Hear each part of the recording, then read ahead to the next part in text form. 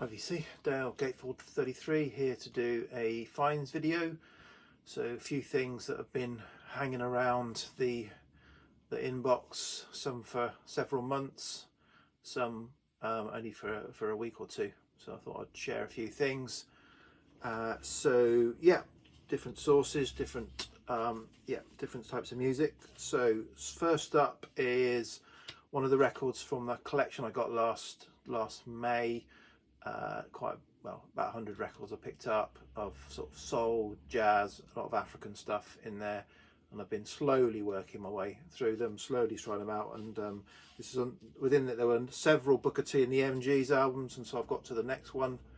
He says that he's poking himself in the eye with the record. This is Doing Our Thing, 68. Yeah, really enjoyed this. This has got a slightly different feel to it. I'll say a bit of a psychedelic soul to it, but that's probably a lazy description. But in this, what I felt was it was a more balanced sort of sound. It wasn't organ-led funky soul and funky soul covers. There was quite a high prominence in the with the guitar as well. So yeah, so kind of that created a more sort of interesting, slightly different sound. And some slightly more obscure songs and covers, yeah, and in fact it was some of the more common covers, like You Keep Me Hanging On and even Ode to Billy Joe to a certain extent, that were the ones that are probably the weaker tracks on this album. But overall, I really enjoyed this. Yeah, strong Booker T and the MG's album. This is a UK, so this cuts. I think it might even be a budget Atlantic. UK, or that's how it was released in the UK. I think it's got a all green cover in the US. It's on the orange and plum or red and plum Atlantic. But yeah, nice album. Enjoyed it. Okay, this next one is October. I went to Winchester Record Fair in October, and wasn't having much luck. Was about to leave with probably one or two records, and thought I'd just dig through Clive's.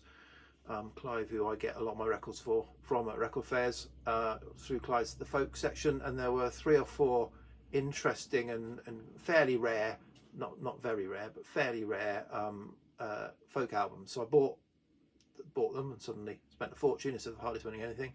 And so this is just the first one of them, and less rare, but becoming harder to pick up. I've been after this is the missing vinyl album by Pentangle in their first 6 albums. This is the only one I didn't have, and it seems to be quite hard to get hold of. So this has got the insert, and is in lovely condition. The vinyl's in lovely condition. There's a very slight label scuff there, but other than that, it's in beautiful condition. So happy to pick that up and finish my Pentangle collection of their first 6 albums. So moving forward from October, I didn't go to a record fair after October until January. Winchester again, and Clive again, and I only found one record at that fair. So I was there an hour and a half, 2 hours, had a good route round. Had a US copy of The Modern Lovers in my hand, and I should have bought that, but it was pretty pricey and I wasn't sure I could have negotiated it down to a price that I'll be happy with. So I ended up just buying Power Corruption Lies New Order, an original UK with the die cut. Really nice. The cover particularly is in lovely condition. Record as well. It's got it for a good price. Not got it for the £1 that I paid for a copy of this about 10 years ago, and then didn't really get on with it and sold it. So yeah, I had to pay a lot more than that. But yeah, John 6-inch Pianist showed this last year, and kind of thought, oh, I'll give that another go if I see it, because I kind of regretted getting rid of it last time. It feels to me a little bit of a sort of an in-betweeny album, a bit between Joy Division and the later New Order sound, and I really like the feel of it. So yeah, I really enjoyed revisiting that, and can't think what on earth possessed me to get rid of it in the first time I got rid of it. So happy to pick one up. Okay, just before Christmas, I was in town in Winchester with my wife doing Christmas stuff, and I had an opportunity to nip into Oxfam and have a quick route through the record bins there. Winchester Oxfam, as a lot of Oxfams are, there were kind of records that are in the plastic sleeves that are priced up at ridiculous amounts, and then records not in the plastic sleeves that are kind of £3, £4, £5. So that they had a copy of The Garden of Jane Delaunay, original album by the Trees, and there was £450 in Oxfam charity shop. So I wasn't buying that, even though it was Christmas. I wasn't buying that, but I had a route through the cheapy stuff and actually found something that maybe they'd overlooked, which is a very rare, because they're pretty thorough in Winchester Oxfam. So there was a Blossom Dearie album. This one, Soon It's Gonna Rain, which is kind of a bit of a more obscure Blossom Dearie album, 1967. So it's in really nice condition. There's a slight split on that spine. The album's got a couple of marks on it, but it's a nice mono press on the Fantana label. So it doesn't. The marks are there, but they don't sound when you play it. And yeah, really happy to pick this up. So there are a couple of Blossom Dearie albums that are on my wants list. The one half, well, they're both kind of early 1970 and 1972, I think. But they typically, the UK presses certainly go for over £100. So yeah, I'm unlikely to stumble across one for cheap. But this was a £5. It goes for a lot. It goes for quite a bit more than that. Not £100 or anything like that, but it goes for £30-40, I think.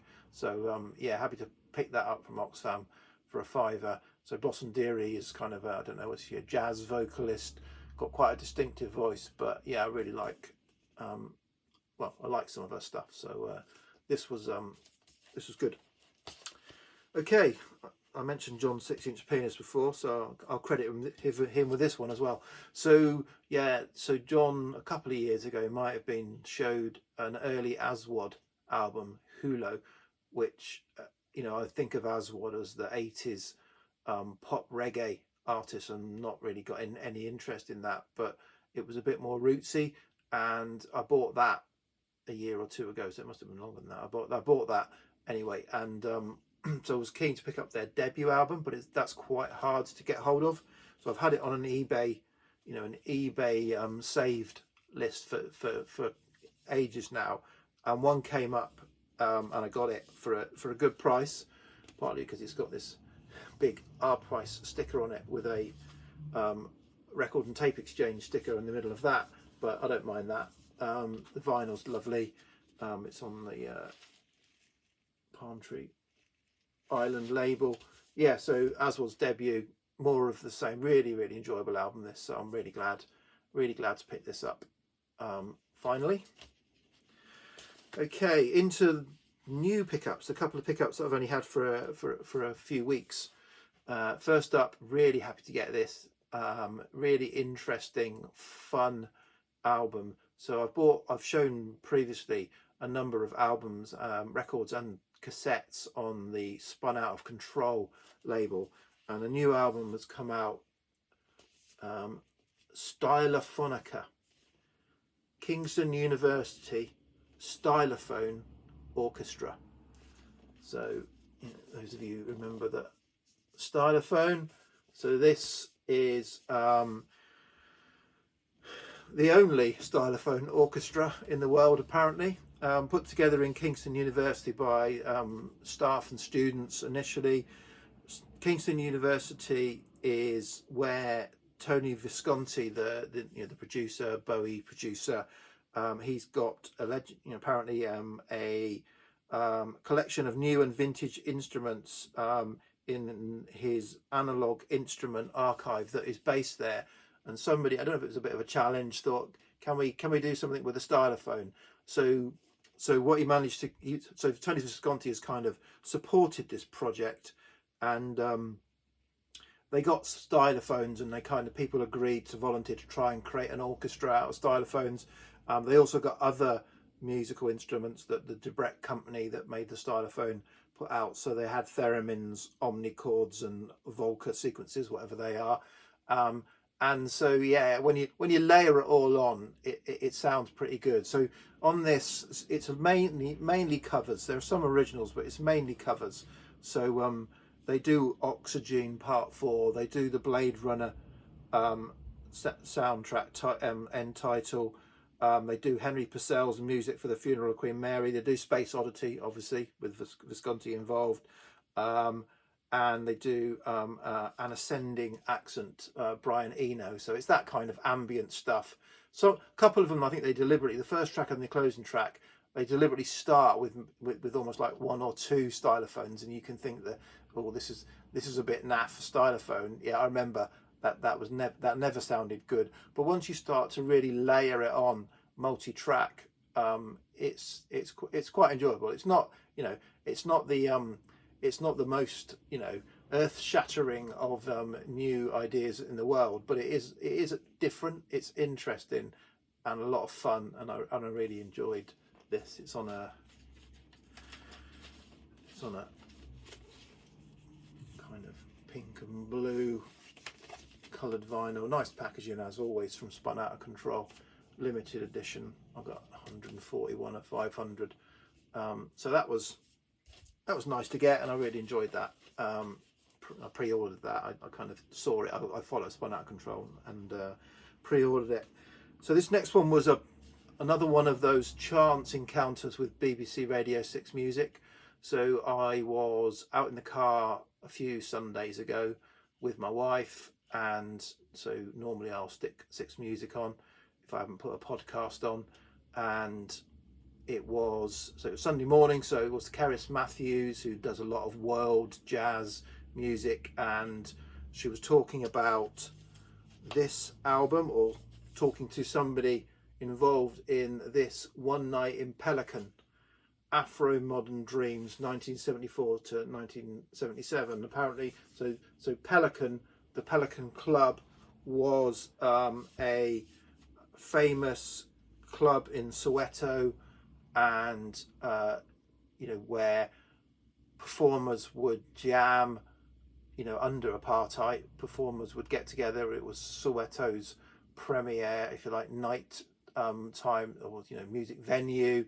And this is a mix of you know, African tradition, well, not, I don't know, traditional, African leaning, African sounding, but it's jazz, it's soul, it's funk. Really, really enjoyable. So they played a couple of tracks on the show, and I just said to my wife, I'm getting that. And I got back, did a bit of search, found it on Bandcamp. Luckily, it was dispatched from the UK as well. It's a double album but it's a lot of, because that's what they talked about on the show, was often people, it was a bit of a kind of collective open mic type thing. People would get up on stage, jam, and they'd jam all night.